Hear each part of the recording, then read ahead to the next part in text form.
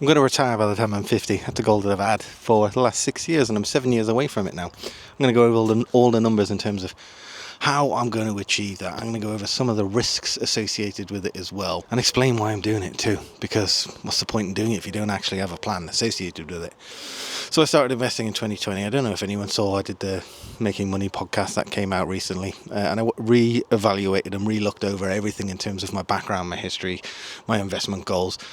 As a result of doing that, it made me really reflect on it. So I've always wanted to retire, be out of the workforce. Now, I was made redundant last year, in April last year, and I'm now a full-time content creator. So I kind of feel like I'm retired a little bit anyway already, because there's no more commutes, there's no more KPIs, business bullshit, language, LinkedIn. I haven't been on LinkedIn in a very long time, thank the Lord. But I still want to achieve that financial independence, because I am so genuinely scared of going back to the life that I previously had. So I became obsessed with that about 6 years ago, and I started investing into stocks and shares ISAs and maxing out my pension contributions. So let's get into the numbers and start going over exactly how I'm going to do it. So first of all, I'm using the FIRE movement and the 4% rule, there or thereabouts. So FIRE obviously means financial independence, retire early, very popular on Reddit. It basically means having enough money in an investment pot that pays for your lifestyle, so you don't necessarily have to ever work again if you don't want to. Now, I enjoy working, I enjoy having purpose, but I just don't enjoy working in corporate. I also, because I am so terrified of going back to that life that I had before, I'm desperate to get to that FIRE number. Now, for me, in order to be able to find out what that number was, I had to analyze all of my outgoings. So I did, in a very detailed level, went over everything that goes out of my house in terms of maintaining it, as well as the luxuries that I have in life. I'm a very simple person. I don't actually need that much in life to make myself happy.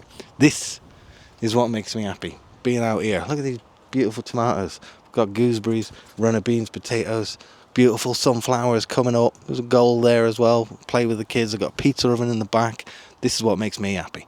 Now, if you're into Lambos and Ferraris and designer gear and watches and stuff, your pot's going to probably need to be a lot bigger than mine is. I'm not saying there's anything wrong with that. Some people, that's just what they want. But I personally don't. I want freedom, I want simple life like I have now, but I want that security in the background that means that should it all go to pot, I'm not going to be destitute again. So having done that detailed level of analysis in terms of what all of the outgoings are within my house, that means that by inflation adjusted, by the time that I'm 50, in 7 years, I'll need £27,000 a year. Now, that might not sound like a lot, and it's not a lot. That's the bare minimum that means that I don't need to work again. I'm not planning on actually stopping work at 50. I'm just planning on getting to that number that gives me that level of security. Now, £27,000 at 50 for me means I need a pot of 540,000. That's using a 5% withdrawal rate. So typically the Trinity study said you need to be looking at around 4%, and theoretically, in the majority of 20-year periods, you're never going to run out of money. But there's no guarantee what the market's going to do. So why is mine higher? Well, basically because I'm using my pension as well. So I want to get to £540,000 by the time I'm 50, but I'm going to use that as an ISA bridge to bridge the gap between 50 and 57. Taking 5% out per year over that time period means it won't run out unless we see a massive market crash, but it gives me some level of security. I do have another plan in the background I'm going to come on to in a minute. That then means at 57 I'm going to be able to access my private pension, which is on track at the moment to be worth somewhere between 650 and £700,000. Now, if the markets do behave, that means at 57 I'll have 1.2, 1.3 million pounds, and then at a 4% withdrawal rate, we're talking 40, 50,000 pound I can take out. That's going to be inflation adjusted as well, of course, and continue to grow, hopefully at a rate that beats inflation. Now, the risk associated with this, of course, is that I get to 50 and the stock market collapses 40, 50%. If it collapses 50%, that means my portfolio gets cut in half, because I'm pretty much 100% equity in my stocks and shares ISA. Now, if it gets cut in half, you'll need 100% gain to get back to where you were before. Sometimes that can take years. So I'm aware of that risk. So the other thing that I've done is put in a plan in place so that by the time that I get to 50, I'm going to have a 2-year cash buffer.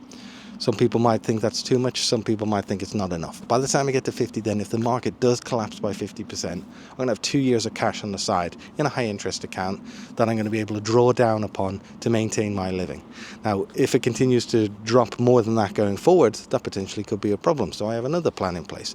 I have my stocks and shares ISA, but I've also been investing all of the gains from my business, my content creation business, into a business investment account. Now, it's not the most tax efficient way of doing things. I understand that, and there's capital gains to be paid on it, and corporation tax even on the gains that I make within that portfolio. But it means that in that account, I've also got 50% in bonds. I use the Sonia overnight invest engine. I forget the code, CH2H or something like that. I'll look it up and put it on screen.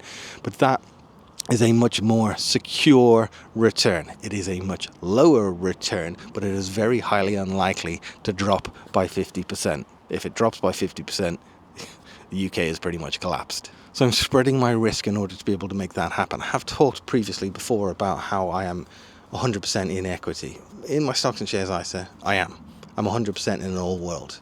And that means that I'm at risk of potentially losing some of that if there are some crashes in the market. So I've started to put in place some contingencies, because 50 is only 7 years away from me now. In reality, that probably sounds all a lot pretty complicated, but it's not that complicated. It's an allocation into cash, it's an allocation into equity, which is very simple. 90% of my equity is in an old world. It's an allocation into some bonds. So I did a little bit of research to make sure that I was comfortable with it. There's some tax implications as a result of doing it, but that puts me in a position where I'm relatively confident that I will reach that goal by the time I'm 50, if not actually ahead of that time. If the markets continue as they have been over the last 5 years, even if not quite as well, even if we get revert to the mean average 8 to 10%, I'm still going to reach that goal ahead of time. Now, in order to do that, I've had to do a lot of work, create content creation, go up the corporate ladder, and not everyone's going to be able to do both of those things. And I understand that. But what I did become is obsessed with making it happen. That became my number one goal. And that obsession at certain points was relatively unhealthy, I have to admit. So can anyone do this? I do believe that anyone can do it. But if they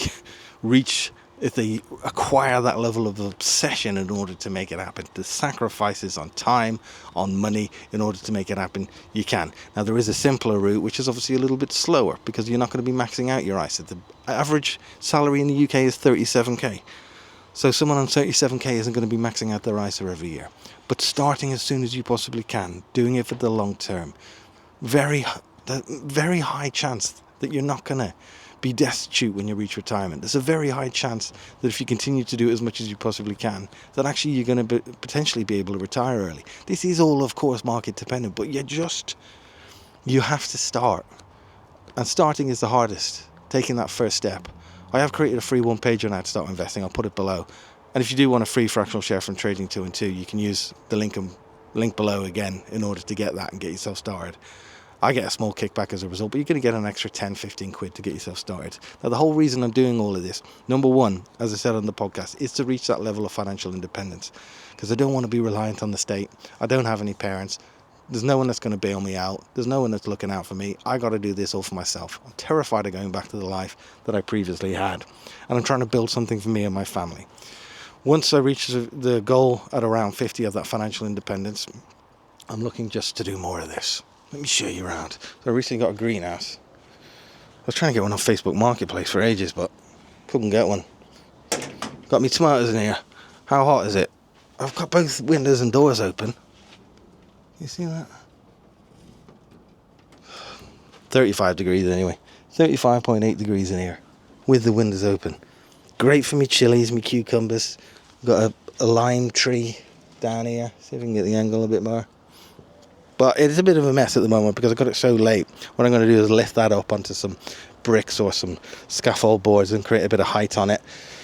And I'm going to tidy up around the sides and get some flowers. I've got all my other veg beds here. Lettuces. I've got, what is that? Pumpkin. Runner beans. And we've got parsnips. I've redone it all up over the course of the last couple of months, just making more space for the veg beds. And then, of course, got the pizza oven. And I also bought a projector. Right, we've been watching football games here. It's a bit of a mess at the moment. But this is a projector screen. I'll even get it down for you. This was 30 quid from Amazon. And it comes all the way down. You need to be pretty dark, so that's what this is here for. Because I put that up there. We've been watching the football on that. I bought a 100 quid projector. 130 quid all in. Kids love it. Pizza oven. I've actually got my sister coming over tonight. I haven't seen her for 6 years. If you've seen any of my content before, she's the one that bailed me out a long time ago. So she's coming over. I'm going to fire up the pizza oven. I've got pizza dough proving at the moment. So listen, I'm rambling on, but listen, that's my goal, to try and get to retirement by the time I'm 50. Let me know what yours is, how far along you are with it, and if you think you're going to achieve it as well, or if you have any desire to achieve it.